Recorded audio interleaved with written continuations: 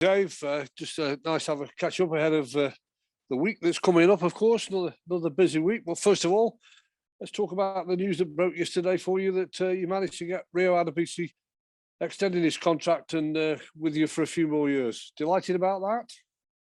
Yeah, of course. I have to say he's come on leaps and bounds. You know, I think the 10, 15, 20 games that he had the back end of last season has stood him in real good stead for this season.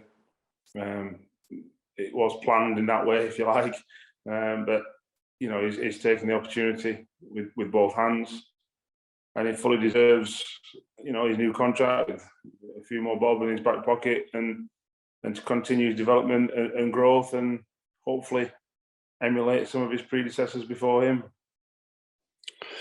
Obviously, you've talked about, you know, he gets the pay rise, but it's more than that, isn't it? It's about that development, what you can offer him. Does that all come into your talks when you talk with the player and his family? Yeah, of course. Look, where he's come from, he's always been a good player. He's got the capabilities of being an excellent player. He's doing more than surviving at the minute. When you first get in the team, they tend to try and survive, which is fine. That's where they are in their development. Then once they've survived for a bit, they become effective, and he's firmly in the effective bracket now. He's certainly not. We're not worried about him just holding his end up. He probably should have scored a couple of goals already. You know, their keeper's pulled off the best save of the match from him on Saturday. You know, and he will score goals because he's prepared to get there. He's got good techniques. He's brave in the box. You know, so all that's now coming into his game as well, and you know that's important. So his development's going on really well, really nicely, and like I say, he's rewarded for that, for where he's got to at the minute. But you know, he fully understands that this isn't the end; it's just the beginning for him, and you know that's really important as well. How big a bonus is it for him on a personal note that he can play right side, left side? Oh, huge! Like I say, when Perry went last year, he played, I don't know the number of games, somewhere between 10 and 20, I should imagine, at right back, and it was fantastic. He was finding his feet. He'd come into a good team, so it was a bit easy for him. But we know he's got two great feet. He whipped in a ball, the best cross of the whole game, Saturday, on his right foot near the end, like 10 minutes to go. It was an outstanding ball off his right foot.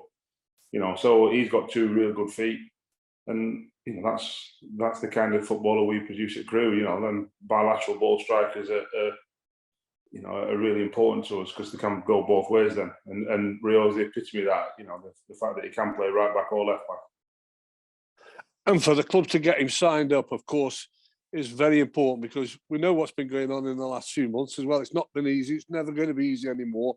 But this is one of your own contracted for the future. Well, yeah, I think there's a couple of things to say on that. One, Rio believes in us as a football club, himself, me as the manager, the rest of the staff. So that's important. Secondly, his agent is Charlie Kirk's agent. So he's just seen the fruit of Charlie's loins, if you like, and his agent Louis, his belief in Charlie Kirk. He's got no reason to doubt Rio either. So when the agent believes in the player and the football club, because it's just happened, you know, the sort of final process, the agent making a few bob, I'm sure, when they leave, well then there's no reason to doubt that the next one won't do that. So all in all, you go, well, there shouldn't be anything that gets in the way of contract negotiations. There's the usual to and fro, and I get that. But it was all amicable. It was done fairly quickly, and it allows Rio to just concentrate on football, and that's the main thing. It's about footballers playing football and getting better each game, and Rio's done that, like I said, last season and certainly this season as well. And I think all parties are extremely happy to get it done. Just wrapping up contract talks then, Dave, because it was a real good positive bonus that Tommy Lowery come back into the frame for you at the weekend, and you explained how it had all happened. Obviously, supporters, you know what they're like. They want to know the next move. Where does Tommy Lowery sit now? Is it just sitting that he's got a contract to the end of the season, or are you trying to still negotiate a new one that you can get him to sign? The contract offer's on the table. I'm hopeful he signs it. Well, I'm always hopeful. And I suppose the likelihood is as it was before. So I'm not sure much has changed, other than we've said, right, well, we'll now consider you. So that's where we're at. Hopefully Tom does realise, like Rio, like all the others before, but then I'm not in charge of that. Well, let's look back just to wrap it all up. It was a cruel blow at the weekend for you, and you've suffered a few of those, unfortunately. Well, what positives are you taking into this week's training, into next week's game from that game at Wycombe? I think the first thing to say is, Wycombe. I watched them a couple of weeks ago against Gillingham and steamrolled. And Gillingham are a standard, League One team that can turn anyone over on the day. And Wycombe thoroughly deserved. The game was done and dusted inside the first 7 minutes because they were 2 up. And then I think they played someone the week after, and there was 2 up inside 17 minutes. So we know that we had to stand up and sort of be men and all the rest of it. And I thought we did that magnificently for the first half. I don't think any team deserves to go in front at the break. And they get a shot, it's going wide, it's the kid on the hand and goes in the goal. That's just how it is at the minute. So in the second half, then we asked them to play more football, ride the storm for another 5-10 minutes, and then play football. And I thought we were magnificent from sort of 50-55 minutes onwards, probably till about the last 5 minutes, and then we shot ourselves in the foot in a couple of areas. We didn't play as much football, and they got long throws and corners and what have you. But I thought we defended them magnificently as well. So then to concede at the death was a kick in the stomach, like I said straight after the game. But the positive thing is that the football we played was even better than what we played at Plymouth for half an hour, Rotherham in the last 20 minutes. So we know that the football's getting better, but we've got to make sure it gets longer. So that's where we're at. I think we've got to. That was the first time I felt we were in control of the game. For in the way we wanted to play it, and like I say, it takes time, but time is not really on our side. But we'll keep plugging away and keep giving them little pointers. Went through the video yesterday. Very few bits were negative. It was all about playing football, doing it the right way. What gets you success? So we know we are improving. Do we want to improve quickly, faster? Of course we do. But we've got to keep going, and we'll get there. We will, because like I said, the fans were magnificent Saturday. The vast majority of them clapped us off because I think they saw a performance that, the best 2 saves of the whole game came from their goalkeeper. And I saw Gareth's interview after saying, "Oh, he had chance after chance after chance." I'm going, it's not how I saw it. Did they have chances? Yeah, but it was balls into the box that might have fell to them that we blocked. And you go, well, that maybe is a chance, but I'm not sure it was crafted, which is, not sell grapes or not trying to be controversial or anything like that. I'm going, we've crafted chances, we've worked chances, and while we do that, and the better we become at that, the more points we'll pick up. Unfortunately, not for the first time, we spoke about game management, and it just might have just let you down. And the referee didn't help, but we're not going to get in there because it shows 5 minutes and you play 7 and they score between 5 and 7. But that game management, what can you instill in your players? How can you get that better? So I spoke with Gareth Ainsworth after the game about this, and he asked me a question. It was about game management that referenced a particular player, one of our players. And I said, but on one hand, it's a big reason why we've lost the game. And it's why I'm going grey. On the other hand, that youthful exuberance and that sort of no fear also provides you with some exhilarating moments as well. So you've got to, because he said, I've never had my goalkeeper roll it out for 9 years, is what he said. And I thought, well, yeah, that's the way you play, and which is, again, it's fine. But at the same time, the next time we score a goal from it, it's magnificent. So you've got to temper your own frustrations and your own sort of like nous and know-how with that youthful exuberance, and try and give all the players the tools to make the correct decision at the correct time, and weigh up the risk and the reward of actions throughout the game, whether it be the first minute or the 90th. And that is tough to do. I would say it's hard to instill. It generally comes with experience. It does. And I'm sure there's not just one lad, there'll be 2 or 3 lads that will have learned from Saturday, hopefully. And that's the biggest learning curve, is sort of another experience that they probably don't want to go through, but they'll learn from. Because you can't really replicate stuff like that in training, although we do try and do it, in structured, small-sided games where teams are 1-0 down with 2 minutes to go, or you've got 5 minutes to score a goal, that kind of thing. So we try and do it, but it's very difficult. Well, you're coming into that little section of fixtures that are home fixtures now for you. It's still the same 3 points, home and away. We all know that. But fingers crossed, you'll be hoping that you can turn your season around with these home games. And as you've already mentioned, those fans have been great, and you want them behind you starting Saturday. Yeah, I think our home form hasn't been great. I think we all know that. But then at the same time, we've got to be, we've got to keep progressing the way we're progressing. I think we're making more progress away from home at the minute. But then when we are asked to play football, I think we are more capable now than we've ever been of playing football.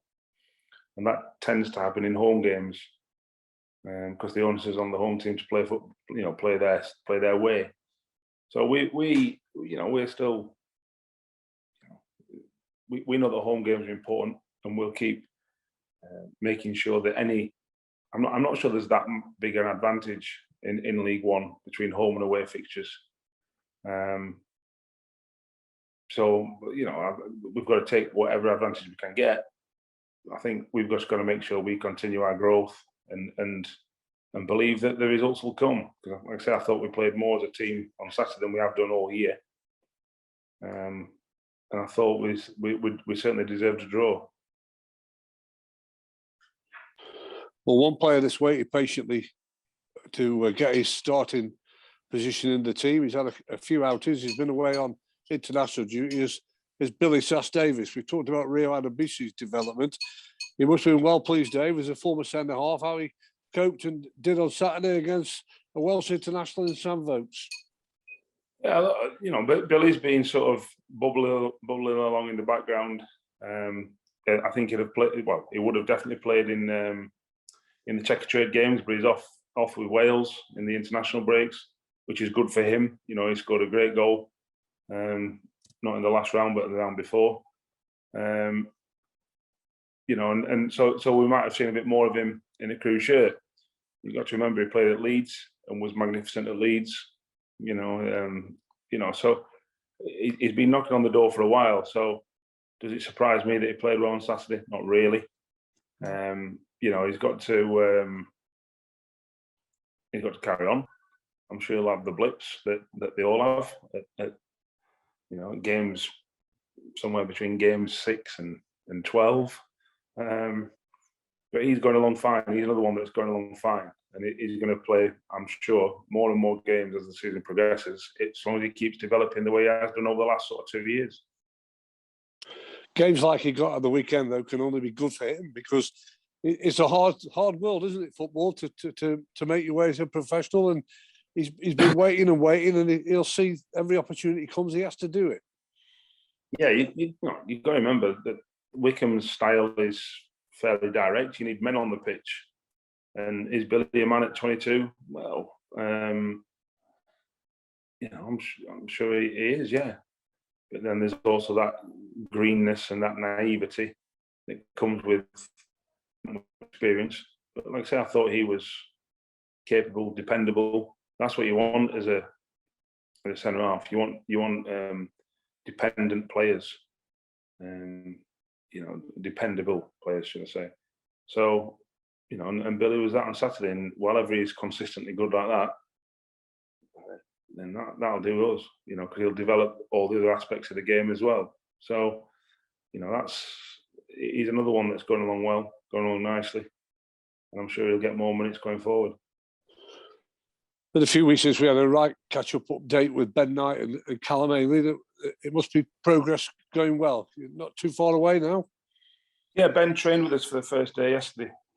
It wasn't full contact, but he's been integrated back in now. So hopefully, we'll see how he gets on for the rest of this week and next week, and hopefully it'll be smooth sailing from there on in. Callum's still a few weeks away.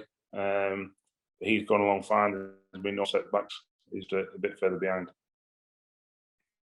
Well, you knew what style that Wycombe were going to come up. Are you coming up against? MK Dons obviously changed their manager. Russell Martin got in the Championship. What is it? Is it the same way with your reports? Same style? Yeah, very much so. That they haven't changed. They've obviously got a very capable and dependable director of football who implements that philosophy and maintains that philosophy. And the new guy's gone in there, and I'm sure he's added bits and changed things slightly, but it's not been an overhaul, that's for sure. So we know what we're going to face. We did well against them last year, beat them twice last year, and it's definitely going to be a football game, and we've got to make sure we play the better football. Well, there's a few games going on tonight. I guess you're out and about, but there's a big game for your youth team as well. It's their big night, isn't it? It's FA Youth Cup football. The managers and the coaches will be hoping that the young lads, the next crop of young lads, can come through. What's your message to those boys who are playing tonight? Carpe diem. They won't have a clue what that means, but that's what they're going to have to look it up. I'll be there. See how many of them get cramp after 80 minutes, because psychologically they think it's a tougher game. It's not. It won't be. But some of them will. There'll be some on both sides. So it's a big game. It's always a big game. I'll be there. So we'll see who does well under the perceived pressure that they feel, or no pressure in some cases. And hopefully they'll give a good account of themselves. That's the main thing. It's a decent group, this one, though, Dave. You've got high hopes, I think. Yeah, it is a good group. Last year wasn't a particularly good group at all. This year is a good group. So, we've got to make sure that, they get through. It's as simple as that. There's one lad's already been out on loan once, and he's out on loan again, Conor Reardon. So, some others will go out once we think they're ready, once they think that they can cope at whatever level, to get first team football. That's important.